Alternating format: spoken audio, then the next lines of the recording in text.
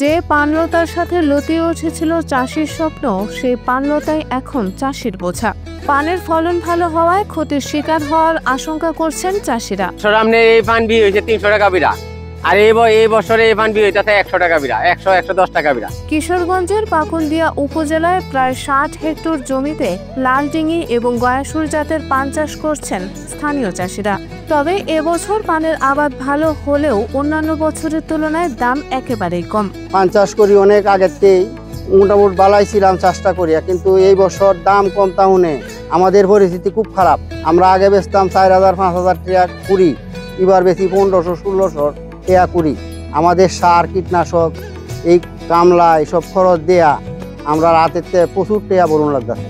এই চাষ করিয়া আর আমরা চলতাম পারবাম না কি সামনে আল্লাহ জানে। কিশোরগঞ্জের পাকুন্দিয়া উপজেলা সদর থেকে মঠখোলা সড়কের পাশে সৈয়দগাঁও এলাকায় পাশাপাশি অনেকগুলো পানের বরজ। প্রত্যাশিত দাম না পাওয়ায় অর্থনৈতিক ক্ষতির সম্মুখীন চাষিরা মানসিকভাবে ভেঙে পড়েছেন। মনে করুন 14 বড়ের চাষ করছি, এই বছর পানের বাজার কম, এই 2000-2500 এরকম বাজার।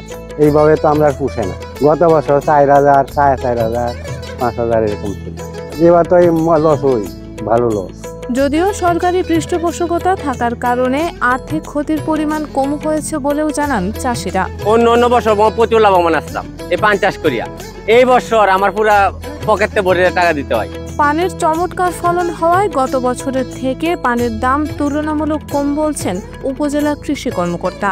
চলতি মৌসুমে আমাদের আবহাওয়াটা অনুকূলে থাকায় এবং পানির রোগবালাই একদম কম থাকায় চমৎকার ফলন হয়েছে। যেহেতু চমৎকার ফলন হয়েছে তার কারণে আপনার আমাদের পানের দাম গত বছরের চাইতে তুলনামূলক একটু কম। তবে বরজপ্রতি কৃষকরা প্রচুর পরিমাণ উৎপাদন করতে পারছে বিদায় তাদের কিন্তু মোট আয় কিন্তু সমান। যেখানে কৃষকেরা প্রতি 15 দিনে বা 20 দিনে যেখানে পান সংগ্রহ করতেন, তারা কিন্তু প্রতি 10 দিনে কিন্তু পান সংগ্রহ করতে পারছে।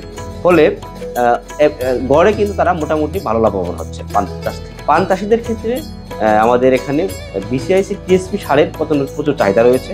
আমরা চেষ্টা করছি প্রত্যেকটা কৃষক যেন তারা তাদের জমিতে পরিমাণ মতো BCIC TSP সার যেন প্রয়োগ করতে পারেন এবং তারা যেন এই সারের প্রাপ্যতা তাদের নিশ্চিত হয়। সুতরাং কৃষক হিসেবে আমরা কিন্তু এই কাজটি করছি। পাশাপাশি প্রত্যেকটা কৃষকের কিন্তু আমরা ইতিমধ্যে পানের চাষির তালিকা করেছি, যেন কারা কারা পান চাষ করছে, কাদের কাছে বরজ আছে, তারা যেন আমাদের আইডেন্টিফাইড থাকে এবং আমরা যেন তাদের ওই চাহিদা মোতাবেক তাদেরকে আমরা সেবা দিতে পারি। আমাদের এই স্থানীয় বাজারে প্রতি শনিবার এবং মঙ্গলবার দিন সকালবেলায় আমাদের পানের বাজার বসে এবং প্রায় 40 থেকে 50 লক্ষ টাকার পান কাটা কেনা বেচা হয় আমাদের বাজারে। তবে ভোক্তা পর্যায়ে কিশোরগঞ্জের লালডিঙি পানের চাহিদা অনেক বেশি।